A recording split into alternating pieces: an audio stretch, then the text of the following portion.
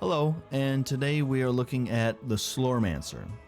This game has been in early access for a while. It came out in April 2021, so it's coming up on 2 years later. How is the game? I haven't played this in a while, and they've added a number of things. So a quick overview about the story. There is this warlock called the Slormancer who has taken over the king's castle, kicked the king out, and is wreaking havoc by spawning skeletons and other horrible monsters all over the place. It's your job to clear out the hordes and eventually defeat the Slormancer because he's locked himself inside the castle. You can't get in.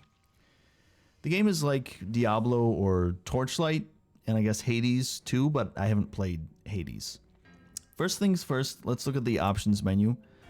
There's lots of gameplay options here, from displaying enemy health even when it's full. You can auto pick up loot. You can turn damage numbers on or off. I'm not going to go through everything, but you have lots of options about how you want the game to look, what you want it to display. The graphic settings, not too much to look at here. You're not going to have a hard time running this game. You can go all the way down to 800 by 600 resolution if you need to. Windowed, full screen, borderless full screen. That all looks good. VSync on or off. You can lock the cursor to the screen if you want. You can change the font size. You can change it to pixelated, but I find the pixelated to be a lot harder to read. Volume sliders. You can turn music off completely if you want. And we have a few languages. We have English, French, simplified Chinese, and traditional Chinese. I'm not sure how many other languages they're planning on adding. Hopefully there'll be more, but that's what they have right now. You can also rebind all of the keys. You can rebind everything, I think. I don't believe that any of these are locked. And you can do the same thing with the controller. If you click over here, you can change all of the settings. Some of the settings on the controller are locked, I believe. Like, you can't change the settings menu, what's used for that. But everything else, you can customize it. So that's good. This is all nice. So there's also a codex, but they haven't added it yet. They will add it. I think that's coming up on an update soon, because there are a lot of different mechanics in this game, and it would be nice to have explanations for all of it, because it can be a little bit confusing. So let's actually jump into the game. Okay, so here we are in the game, and you've probably noticed this little blue thing floating around. This was a character, I think his name was Brian McRipped. This game has very cheeky, goofy humor that I like. He will follow you around. He doesn't help with combat or anything, but he helps with tips and the storytelling. And I think one of the things that you're also trying to do is to get his body back, because his body is somewhere. But he just follows you around and kind of helps you out, but not in combat. So this is the hub area. There's a bunch of characters that you can walk around and talk to. There's the king who got kicked out of his castle. His castle's sealed closed. There's a bunch of people that you can talk to, different vendors, different people that will give you items, or characters that want items from you, want you to find something and give it to them, and they'll give you a weapon, a piece of equipment, or something like that. So, the character page. This game has a lot of stats. 3 pages worth, in fact. We're not going to go through all of this because that would be exhausting. The first page sums up all of the basics. You've got your damage, you've got your level, you've got, well, physical damage, elemental damage, your life, your mana, armor, elemental resistance. Evasion is like dodge, basically. And then you can go a lot more in depth down here. These little tooltips will show up and kind of give you an idea of what all these things do, what they're for. Another nice thing is that if you want some of these stats highlighted in your equipment, you can click on it and then see how there's this gold outline around the item in the inventory. This will highlight all the items that increase that particular stat. So that's a nice way to be able to filter out items that you don't really want. If you're looking to upgrade a particular stat, you can kind of filter it in your inventory and find what you want. So that's nice. And you're going to be picking up a lot of loot in this game. Pieces of armor, rings. They all have different stats attached to them. You can mix and match. Find the best loadout for the type of character that you want to build. Weapons don't get dropped as often. They are rarer, but they're much less disposable than a lot of this equipment, because the weapons you can upgrade over time. So I've upgraded this first sword. It's a sword that you start with for the knight class, all the way up to its max level. I'm getting the most raw damage I can get. I'm getting the highest attack speed that I can get. And you can see there's quite a few pages here, of different weapons. And these are just the swords. There's a lot of them. There's a lot of bows for the archer. There's a lot of staves for the mage. So you have a lot of options here. Lots of things to unlock. If you're looking for a game to sink a lot of time into, this is going to be the right one for you. And like I said, the weapons upgrade as you use them.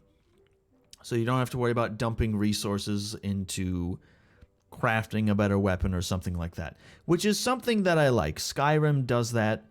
Kingdom Come Deliverance does that. I don't have to look around for 5 rocks and 10 planks of wood. Just smack the enemies with it and you'll get better at it, like any skill. Crafting is annoying. Sorry, I'm off track. Anyway, those are the weapons. You also have character attributes, which you'll get 1 point as you level up. And you can put points into whatever you want. There's armor, there's raw damage, there's willpower, it'll increase your elemental damage. And you can do whatever you want here. You're not locked in. You can change these around and do whatever you want. I don't actually want to do that. I want to keep the armor, because having the armor is nice. I don't remember where I put the last point. I guess there. But you're not locked in. You can change this at any time if you're not liking the way your character is leveled up. Just change it. It's easy. I think that's everything here. Then we have the skills page. So there's 3 characters. There's the knight, which I'm playing right now. There's the archer, and there's the mage. All 3 of them have 3 specializations, which will change what their main ability is.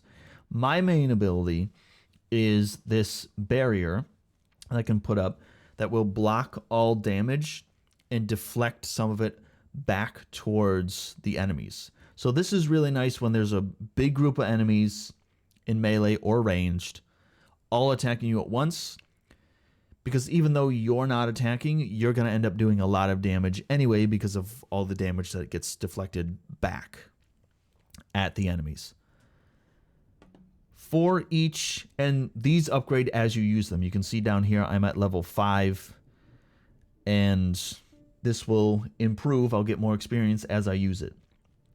As this levels up, you unlock different levels over here on the right. There's 3 or 4 options for each level, and you can choose 1 per level. And you can only have 1 per level. You can't have all 3 of these. So I've gone with life regeneration for level 1. You could add more armor. You could be adding block stacks, which will help you mitigate damage. And you can do this for all of these levels. Some of them, like here, it's rank 1 of 1. So you just unlock it once and then it's done. Right? And you can unequip and equip something else. Like if I don't want this anymore, I can come over here and just grab this. Now I have plus 2% max life. Why don't we invest a little bit more? Now I'm at 4% max life. So you can mix and match and swap these out and do whatever you want. And in order to upgrade these, you need to use Slorm, which is, it's a funny word, but Slorm drops with, I'm not sure if it's every enemy or just very frequently, but it drops as you kill enemies. And you're going to end up with quite a bit of this, so you're not going to be in a position where you're really hurting for Slorm until you get to the higher levels. But you should be able to get it pretty easily. And so that's just the specialization and the leveling and how all that works. The skills, they're different for all three classes, obviously, but there's quite a few of them. And I haven't unlocked this last skill yet because I'm not at level 24.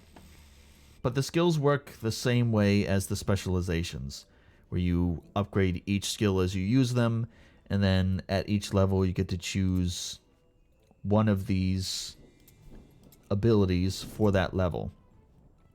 So there's lots of things to upgrade, lots of things to do with this. Now, Ancestral Legacy. Oh my. There's quite a bit on here.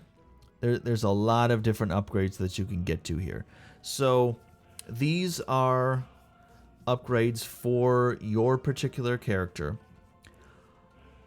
I actually think that the Ancestral Legacy is the same. They all have their own Ancestral Legacy, but I think they might be the same skill tree. I'm not sure. I'd have to check that. But you can only access abilities with Ancestral Stones. How you get Ancestral Stones is that there's one of the guys in the village who wants you to find particular items. I think they're called fancy items. And if you find those, and I've only found, well, I found the first one, and then I found a second one after one of the final bosses in, or the final, I should say the final boss in the first area. I think that's the only time that you can get them, or other special circumstances maybe. But there's not too many here. There's only 7 available total, but that's enough to get you all the way out to this outermost circle. So at most, you're only going to be able to pick like one kind of line out to the outside in a pretty vast sea of options. And you don't even have to do that. You could, say, stay in this very first circle and just, I don't think there's enough to go all the way around, but you could take all of these abilities right here in the middle. Or you could kind of come this way and then come that way, or you could do like a little zigzag or something like that. You can do whatever you want. And let's take a look at some of these abilities. This ability has a cooldown, but it will give me increased raw damage, increased critical strike damage for a few seconds. And it'll cost me a little bit of life, 5% of my life, to do that. This can also be upgraded with Slorm, so I can make this better and better. You can see what the next rank will be like. You can see what the max rank is. So from the onset, you can kind of decide, is the max rank where I would want to be, right? Same with this one here. I can upgrade this all the way up, increases raw damage, armor penetration, and my armor. So you have tons of options to customize the character the way that you want it to be. It's really nice. I like it a lot. Then you just have a profile page. It'll give you a little summary of each of the characters. I've put quite a bit more time as the knight. I thought the mage was a little weak to start with, but now that it's gotten up to, well, above level 10, it's been getting better. I was calling this the archer, the huntress. Huntress is okay. I think I need to level up a few more times to get access to some better abilities. But I do like all of the classes. They definitely play differently. The Huntress and the Mage are more range. The Knight is more melee, but the Knight has ranged abilities too. So it's a nice mix. And given all the customization that you can enter into with all these characters, you have a lot of room to maneuver around and build the character that you want to make. I won't go through all the characters in the village, but I do want to mention Palstrag. I'm sorry, I don't know how to pronounce that, but this guy will give you access to expeditions, which are different than the dungeons that you go through to progress the story.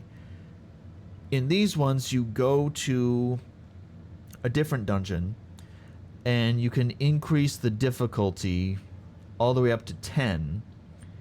And I don't have any of these unlocked currently because I haven't.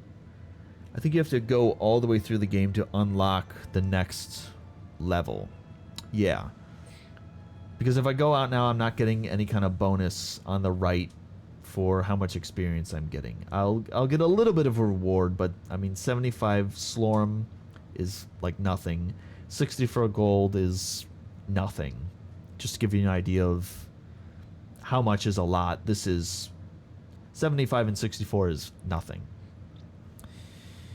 But you can go to these areas and this will help you kind of grind a little bit more so you don't have to go through the same story dungeon over and over again in order to get experience and gold and Slorm and all that kind of stuff. I'll have to try that out because I haven't done that yet. So I think I've covered basically everything. I do want to show you some gameplay, and I'll talk a little bit more about the game and then just kind of let you watch some gameplay and see how it looks. This is the type of game where you do a lot of grinding. It's not my favorite type of game, and the 2D perspective isn't either, but it's a good game. I prefer to play a looting game in 3D like Borderlands. I've gotten a lot of mileage out of Borderlands 3 a few years ago when it came out. I put so much time into that game.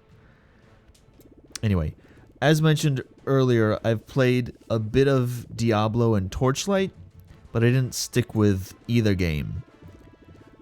So you can take that preference, or not so much of a preference for this type of game, and decide whether I'm being fair about the game or not. I do like that there are plenty of synergies. You can mix up your character's abilities, and the fact that you're not locked into one build is nice. So if I'm going through the game and I'm looking at these abilities and I'm not doing a lot of damage and I'm just not having fun, I can say to myself, okay, the way this character is built sucks, and I can easily change it, and I'm not worried about, oh no, I've dumped too many points into this, I guess I have to go with it. You don't have to do that. So that's nice.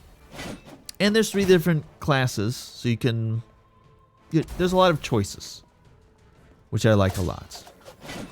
And once you get the synergies going, they can really start to stack up. I know early on the mage, I think I mentioned this earlier, seemed kind of weak.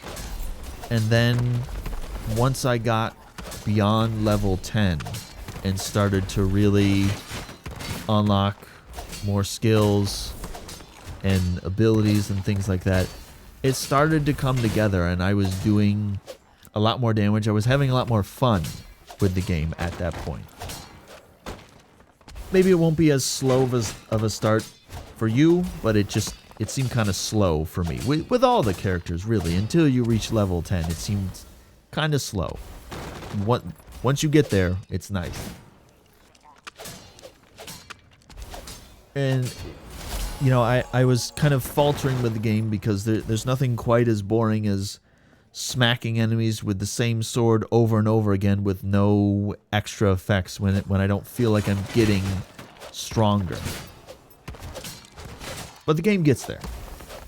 So that's good. One thing I do want to mention is that I played the game for a while with a controller. In fact, I did most of my playing with a controller. Not for this video. I switched the keyboard and mouse. But the game plays fine on or with a controller. The thing that I got annoyed with was navigating menus with the controller, because you have to use too many buttons to get through all the menus. So you're using left bumper, right bumper, left trigger, right trigger. You're using the X button. You're using all the buttons on the D-pad. And I had a hard time selecting the things that I wanted to select. And I noticed that when you're in your inventory screen and you've got the cursor, you've got the cursor on the right where the inventory is. If you try to move over to the left to your equipment slots with the left D-pad,